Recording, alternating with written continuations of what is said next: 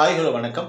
இன்றைக்கி ரவிதேஜா முள்ளப்படி டைரக்ஷனில் விஸ்வாக்ஷன் மீனாட்சி சேஷாஸ்திரி ஏகப்பட்ட பேர் நடித்து வெளியான 2024 வெளியான மெக்கானிக் ராக்கி இந்த படத்தை பற்றி பார்ப்போம். இந்த படத்தினோட ஸ்டோரி பார்க்குறதுக்கு முன்னாடி நம்ம சேனலை நீங்கள் சப்ஸ்கிரைப் பண்ணி வச்சுக்கோங்க. அப்போ தான் நான் போடுற வீடியோ உங்களுக்கு வந்து கிடைக்கும். இந்த படத்தினோட ஸ்டோரி என்னென்னு பார்த்தீங்கன்னா, ஒரு மெக்கானிக்கல் கடையில் வேலை பார்க்குற தன்னோட அப்பாக்கிட்டேயே வேலை பார்க்குற நம்ம ஹீரோ அவருக்கு வந்து ஒரு ஃப்ளாஷ்பேக் இருக்குது. அது என்னென்னு பார்த்தீங்கன்னா, அவங்க தாத்தா வந்து பயங்கரமான ஒரு ஆள். அவர் பயங்கரமான ஆளுங்கிறதுக்கு காரணம் என்ன தெரியுமா? யாராச்சும் வந்து ஏதோ ஒன்று சந்தோஷமாக இருந்தாங்கனாவோ வேறு ஏதோ ஒன்று பண்ணாங்கன்னாவோ உடனே அது எதுவும் பேசி அவர் வாயாலேயே அந்த காரியத்துக்கு எடுத்துட்டுருவார். அந்த மாதிரி ஒரு ஆள். அவருக்கு வந்து என்ன பண்ணுறாருன்னு பார்த்தீங்கன்னா, இப்போ ஒரு பையன் அவர் தான் நம்ம ஹீரோட அப்பா. அவர் என்ன பண்ணுறாருன்னா, ஒரு கேரேஜ், அதாவது வந்து ஒரு கார் செட்டு வச்சு நடத்திட்டு இருப்பார். அந்த கார் செட்டை வந்து வில்லனுங்க வந்து இது வந்து எங்களுக்கு சொந்தமானது எழுதி கொடுக்குன்னு சொல்லிட்டு வராங்க. அதுக்கப்புறம் ஹீரோ அடித்து துவம்சம் பண்ணுறாரு. அதுக்கப்புறம் என்ன ஆகுதுன்னு பார்த்தீங்கன்னா, ஒரு சீனில் அவங்க அப்பா இறந்துருவார். இவர் மட்டும்தான் இருப்பார். இவர் இருக்கும்போது இவர் வந்து டிரைவிங் ஸ்கூல் நடத்திக்கிட்டே அந்த காரு ரெடி பண்ணிக்கிட்டு ஒரு கேரேஜ் நடத்திக்கிட்டு இருப்பார். உடனே அவன் வில்லனுங்க வந்து இது எங்கள் சொந்த ப்ராப்பர்ட்டி அப்படின்னு சொல்லிட்டு அரசாங்க உதவியோடு வந்து அதை காலி பண்ண சொல்லுவாங்க.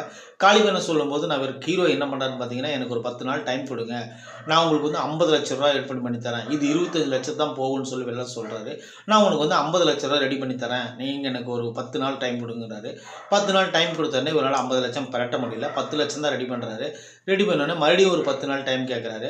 அப்புறம் அதுவும் ரெடி பண்ண முடியாதுன்னு சொல்லிடுறாங்க. அதுக்கப்புறம் என்ன பண்ணுறாருன்னு பார்த்தீங்கன்னா, வெளில வந்து இன்னும் 10 நாள் உங்களுக்கு டைம் கொடுக்க முடியாதுன்னு சொல்லிடுறாரு. சொன்ன உடனே அவருக்கு ஒரு ஃபோன் வருது. ஃபோன் எடுத்து பேசும்போது என்ன பண்ணுறாருன்னு பார்த்தீங்கன்னா, உங்கள் அப்பா வந்து ஒரு 2 கோடி ரூபாய்க்கு இன்சூரன்ஸ் எடுத்து வச்சுருக்காரு, ஒன்றும் பிரச்சனை இல்லைன்னு சொல்கிறாங்க. சொன்ன உடனே நம்ம ஹீரோ என்ன பண்ணுறாருன்னு பார்த்தீங்கன்னா, அந்த இன்சூரன்ஸ் கிளைம் பண்ணுறதுக்கு ஒரு 10 நாள் ஆகும், அதனால் இந்த ஒரு 10 நாள் மட்டும் கொடுங்கன்னு சொல்லி கேட்குறாரு. இதுக்கப்புறம் தான் ஒரு ட்விஸ்ட்டு, ஒரு பெரிய பயங்கரமான ஒரு ட்விஸ்ட் வருது. என்னென்னு பார்த்தீங்கன்னா, அவங்க அப்பா வந்து இன்சூரன்ஸ் எடுத்துருக்காருன்னா நாமினியாக வந்து மகன் பேரை போடாமல் வேற ஒரு பேரை போட்டு விட்டுறாரு. அப்படி வேற ஒரு பேர் போட்டோன்னா இவருக்கு எப்படி பணம் வரும்? வராதுல்ல.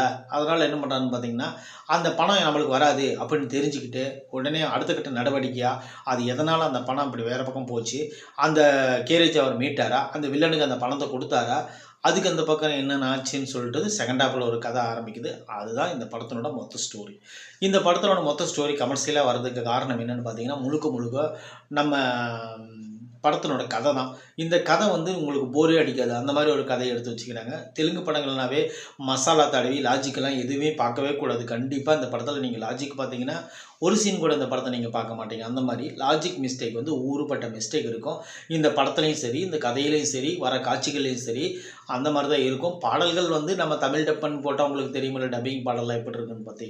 இது ஒரிஜினல் வெர்ஷன் வேறு மாதிரி இருக்கும். ஆனால் இது வந்து டப்பிங்கில் தான் நம்ம பார்த்தது. ஏன்னா OTTயில் ரிலீஸ் ஆகிருக்கு, அதனால நான் பார்த்தோம். இன்னொரு விஷயம் என்னென்னு பார்த்தீங்கன்னா, இந்த படத்தினுடைய எல்லாமே மேக்கிங் சூப்பராக இருக்குது. மேக்கிங்னா காட்சி அமைப்புகள், இந்த படத்தில் பண்ண எல்லா விஷயங்களும், அதாவது என்ன எடிட்டிங், இந்த படத்தினுடைய அந்த ஹீரோ வந்து அவரே சில நேரத்தில் காமெடி பண்ணுற மாதிரி கொண்டு வர்றாரு. இன்னொரு விஷயம் என்னென்னா, இந்த படத்தில் முக்கியமான நம்ம காமெடி நடிகர் அவர் உண்மையிலே செமையாக பண்ணியிருக்காரு. அவர் பேர் சொல்கிறேன், அவர் செமையாக பண்ணியிருக்காரு. ஆனால் இந்த படத்தில் வந்து ஒரு சில சீன்கள் வந்து சலிப்பு தட்டுற சீன்களும் இருக்குது, இல்லாமலாம் இல்லை. ஏன்னா கமர்ஷியல் படம்னாவே எல்லாமே நல்லா இருந்துடும் அப்படின்னு சொல்லிட்டு நம்ம யூகிக்கவே முடியாது. சில சீன்கள் வந்து நம்மளுக்கு போர் அடிக்கிற மாதிரி இருக்க தான் செய்யுது. அதையெல்லாம் மீறி மொத்தமாக நம்ம மைண்டில் நம்ம இது எல்லாத்தையும் மறந்துட்டு ஒரு 2 மணி நேரம் ஜாலியாக இருக்கணும் அப்படின்னு நினச்சிங்கன்னா கண்டிப்பாக இந்த படத்தை போய் நீங்கள் கண்டிப்பாக பார்க்கலாம். அதுக்குண்டான ஒர்த்தான படம் தான் இது. இந்த படத்தினோட விமர்சனம் உங்களுக்கு பிடிச்சிருந்துச்சுன்னா கண்டிப்பாக நம்ம சேனலில் சப்ஸ்கிரைப் பண்ணி வச்சுக்கோங்க. அந்த காமெடி நடிகர் யாருன்னு பார்த்தீங்கன்னா ஹர்ஷா. அவர் உண்மையிலே வேறு லெவல் காமெடி நடிகர், சூப்பராக பண்ணியிருக்காரு. இந்த படத்தில் நீங்கள் போய் பார்த்து என்ஜாய் பண்ணுங்கள். நம்ம சேனலை சப்ஸ்கிரைப் பண்ணி வச்சுக்கோங்க. தேங்க்யூ.